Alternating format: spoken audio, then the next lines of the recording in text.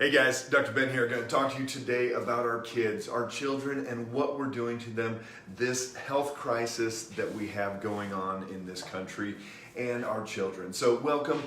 Thanks for jumping on. This is going to be a lot of statistics, going to get into a lot of information here, but it's so important because our kids are at a crossroads and we've got to take massive action as a society. And so thanks for jumping on. Go ahead and pop down below where you're watching from. If you've got kids, if you're seeing kids out there that are dealing with these issues, let us know and give us some ideas of what you're doing in your life for your kids, your grandkids, anything at all. So we have a pandemic going on in this society with our children.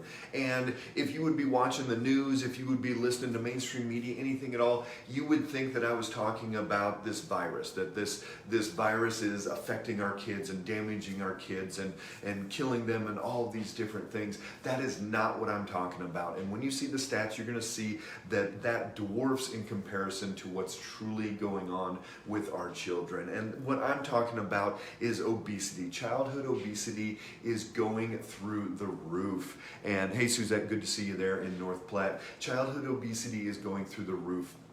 The statistics that just came out show that in the last 2 years, the number of states that had 35% of their kids obese, so kids under 18 years of age, 35% of those kids in the state went from 9 up to 16 states. Right now, 16 states have 35% of their children obese. That's the average. What we're looking at across the country is we're almost 1 in 4 of our kids are now obese in this country. 22% of the kids are obese. And we're not talking, oh, I'm a little bit pudgy, I still have some of my, baby fat, things like that. We're talking about 40, 50, 60, 100 pounds overweight for these kids that have this obesity going on. And when you see the stats and see what's coming down the pike for them, this is the true pandemic that we have going on with our children.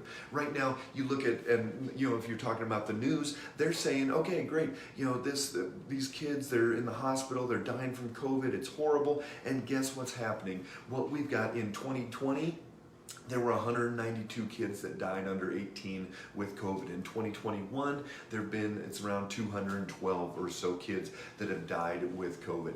And yes, that's traumatic and that's a horrible number, everything. But when you start comparing and looking at to other things that we need to be focusing on with our kids, the priorities that we need to be having, suicides for that same demographics, over 2,800 kids committed suicide in that same demographics last year. We've got homicide, kids that are actually being killed by other kids, was over 2,060 kids. The flu took 142 lives. We had diabetes, which would be type 2 diabetes, had 80 kids died from type 2 diabetes. Erica, thanks for coming on. And so, there's a lot of different things that are causing death in kiddos, but get this, when we start talking about obesity, there's moderate and severe levels of obesity. Moderate obesity, we expected kids to be gaining 6.5 pounds, 6.5 pounds per year over the 2020 during COVID, and we went up to 12 pounds. These kids that have moderate obesity, they gained 12 pounds in that 1 year versus we expected them to only gain 6.5. The kids that were severely obese, they went from what we thought would be 8.8 pounds that they gained to 14.6, almost 15 pounds that they gained over that COVID time. So it wasn't just it just wasn't the adults out there, but it was the kids as well. And we're seeing this dramatic increase. Again, 16 states have gone up now to 35% of their kids are obese. So what happens with obesity? It's not just, oh, we're overweight now and we have to buy clothes differently, or we just accept accept obesity as being okay. These are what the statistics show. If someone's mildly obese, so at that lower end of obesity, they're going to die 4.4 years younger. Over 4 years are taken off their life if they're mildly obese. If they're moderately obese, it's almost 7 years that they're going to lose. And if they are severely obese, it is over 14 years of their life that they're going to lose by having this obesity. So kids now that are starting out with obesity, if they're severely obese, they will lose 14 years of their life. And think about the health, the impact on the medical model, the hospitals, all of the drugs and surgeries, and the money that's going to be spent on this. The trauma that these people are having in their lives from the kids, they're being made fun of, all these different things are coming down the pike if we don't make drastic changes. So first we have to figure out, why has the obesity gone through the roof with these kids? And it comes down, number one thing, you can say we don't have gym class, we don't have recess, there's video games, all of that. But remember, you cannot out-exercise poor diet. So the number one thing that's happening to these kids nowadays is what they're putting in their mouth. And this is the crying shame, because we have access to any kind of food that we possibly want.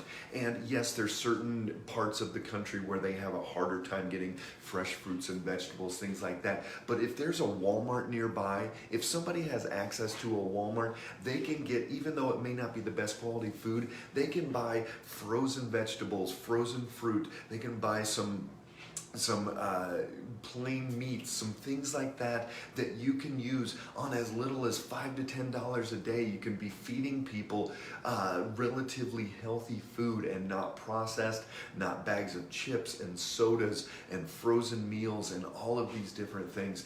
People can do it, and you can do it in a way that is very reasonable. And even for people that don't have resources but are on food stamps and things like that, they can still make the decisions if they're given the education.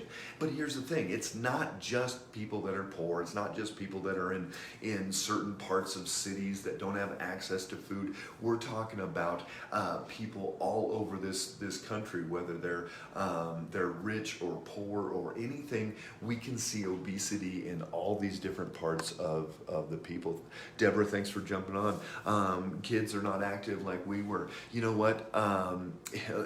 That's so true. We would get on our bikes and we would be biking all day, run around any chance we could get. I remember every afternoon after school, if we didn't have practice of some kind, I'd be in the backyard with my buddy hitting wiffle balls. We'd be playing catch. We'd be shooting basketball, all kinds of different things. We would be outside. We would not be on video games. Teaching our children starts at home. Erica, absolutely. And so, people, that we have to do it, whether you're a grandparent, whether you're a parent, you have to demonstrate and be that model to your children. Be that model to anybody that you have influence over, and that it's okay to eat vegetables. It's okay to say no. This is the thing that we've taught our children now, is that, if you're hungry, go eat. If you're just, perusing the kitchen, grab some more food, grab some more snacks, whatever you want. You don't have to wait. You don't have to have that willpower to do something different. And that's what we're seeing all the time. And it's not just affecting food and obesity, but that's affecting a lot of our society as well. If our children are not being taught to wait, they're not being taught willpower, self-control, all those things, we're going to be seeing way more issues like this. Thanks for jumping on, everybody. Love your comments in there as well. I was raised by a stay-at-home mom, and we had healthy home-cooked meals every day. Absolutely. And so, how many of these kids are getting a fresh home-cooked meal? You look at what kids are being fed in the schools, even our private school now. If you don't bring lunch, you can have it catered by Subway, by Panda Express, by these different places. And what is it? It's a big chunk of grain wheat something, maybe a little bit of protein and some chips or a drink or something like that. We're not giving our kids real food. And so, this pandemic that is going on in our kids, it is not a virus, it is not a bacteria, it is not something from the outside, it is something going on inside of them. And we need to take massive action. This is what we need to be talking about every day. Yes, there is a virus going on, and there are some kids that are being affected, and yet when you look at the numbers of people's lives that are going to be affected by obesity versus what's going on with this virus now in the young under 18 age group, it pales in comparison. We have to take massive action. I encourage you to do whatever you can for the kids in your life to start teaching them to change what they're putting in their mouth, because that's the first place it starts. Yes, you've got to get them outside. Yes, you've got to get running around, but what they are putting in their mouth is the number one thing. So, all right, guys, love having you on. A little bit more serious of a talk today, but it is so important. We've got to take massive action. We've got to change what we're putting in our grocery cart, what we're putting in our fridge. If those things are not in the house, the kids are not going to be able to eat them on a regular basis, and they will be having this thriving life that they're supposed to have. So, love you guys. Make it a great day. Take care.